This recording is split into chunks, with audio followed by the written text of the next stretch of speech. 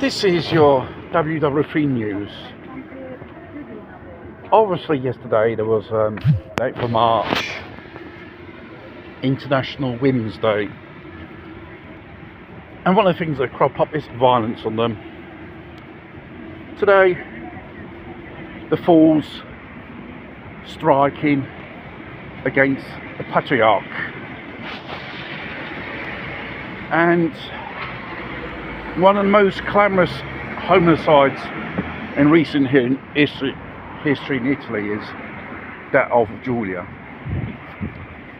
When I was in hospital, I followed it a little bit. I made a prediction. Nothing will practically change. It will remain the same. It will continue to. Women will be victims of violent crimes, whether members of the family or boyfriend or whatever, or someone who they know. Those are the statistics.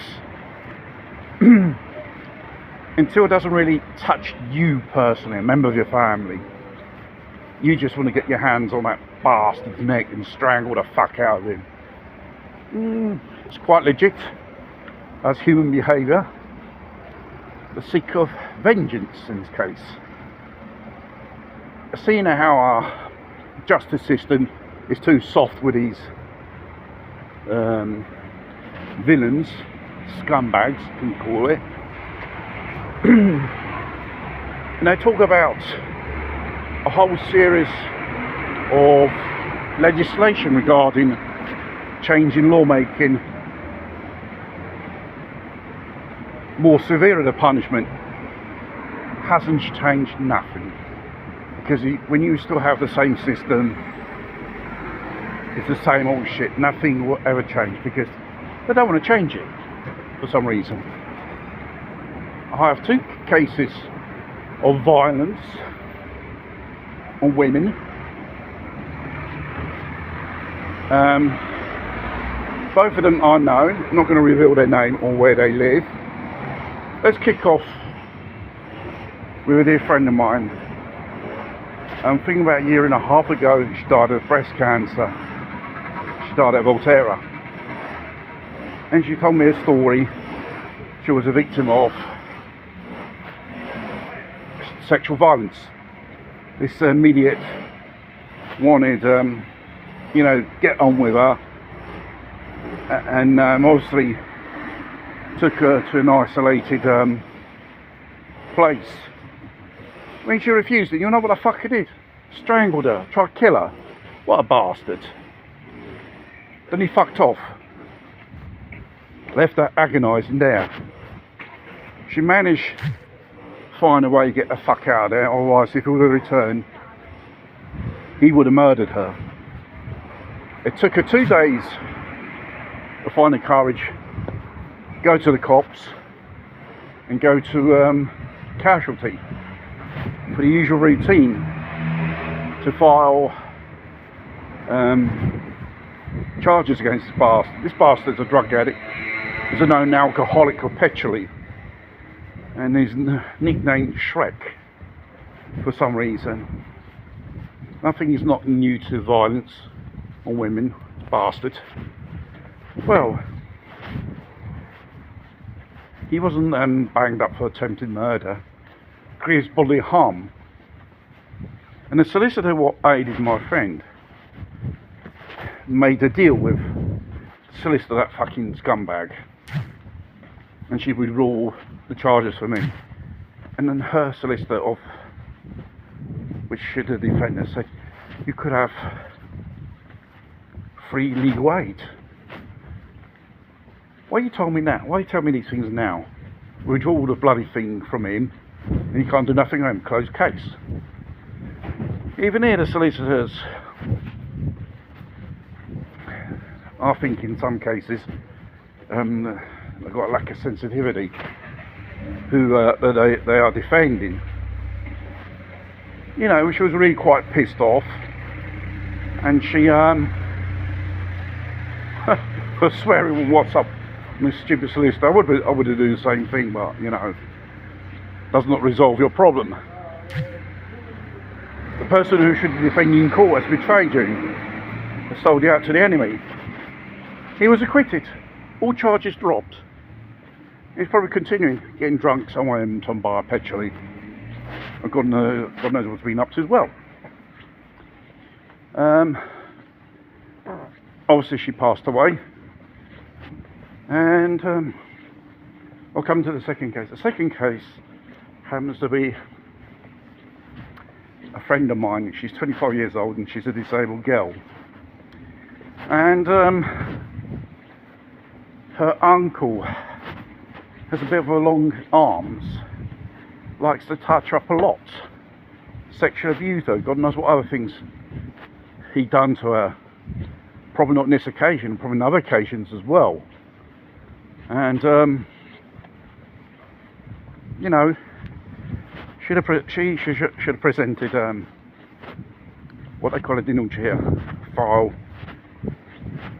against him, sexual violence. Obviously her grandmother tried to persuade her not to do so in the name of the family.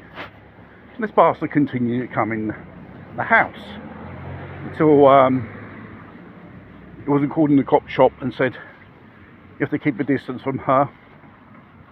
And she had to pay out of her own pocket some psychiatrists to certify her she was telling the truth. That was thousands of euros. Through the social services. Social services done report this incident to the police. And I don't know what he'd done to her. He's a drug addict, alcoholic, and had many probably convictions for selling narcotics and stuff like that. Strange enough, he never done 1 day prison. I think it would help him a lot. And the probability he goes in prison is absolutely zero under the current Italian legislation. Things basically the same situation in every single country. Probably in some countries are more severe as punishment. They deal it in a serious way. But here in Italy, no. They have established which is called Protocol Rosa. It's a special procedure which makes it more or less traumatic for the victims of these type of crimes, especially females. Exactly for them, that's why they call it Codice Rosa in code. In judging how my friend said to me, it doesn't work. They never took her seriously. And obviously be betrayed by your solicitor who should defend you, your rights against this fucking bastard. And I don't know whether she's gone to court, I think at Pisa, due to this despicable scumbag of her uncle, which happens to be a companion of her auntie.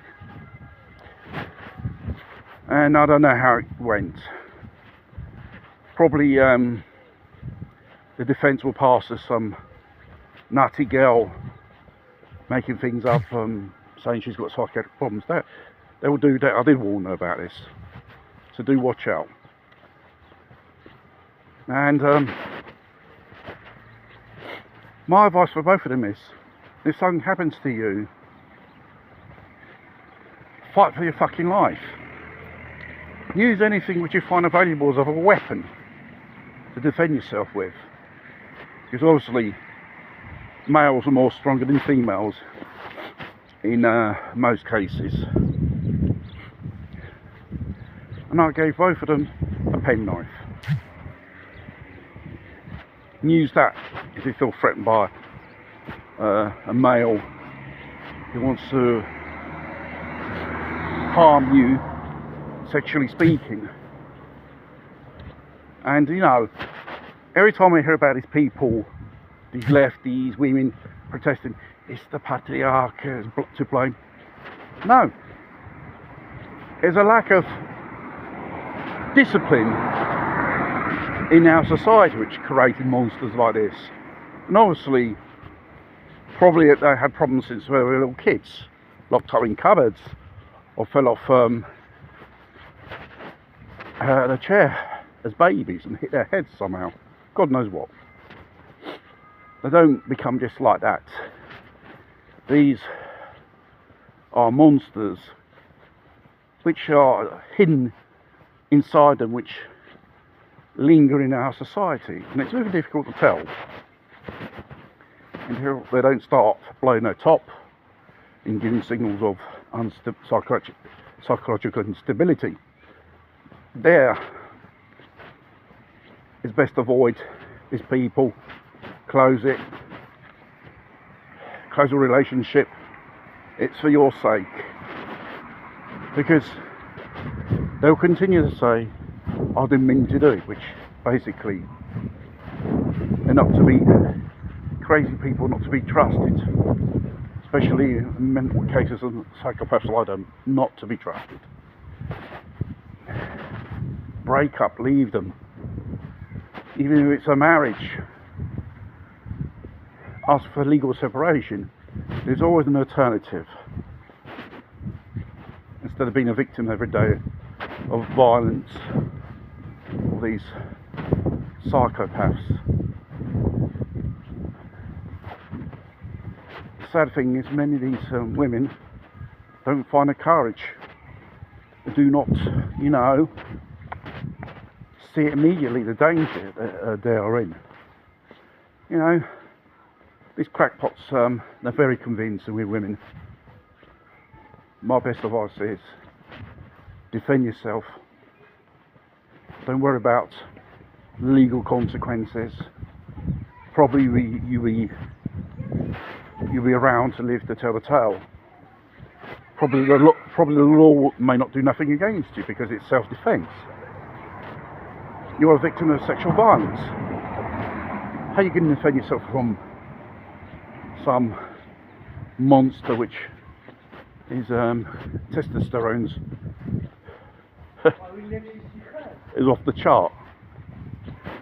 Our society is like this, and if we don't change it in a certain way, protesting won't change nothing. It will just remain the same, because there's no political, will to change it until it doesn't touch you, the members of your family, or a friend of yours.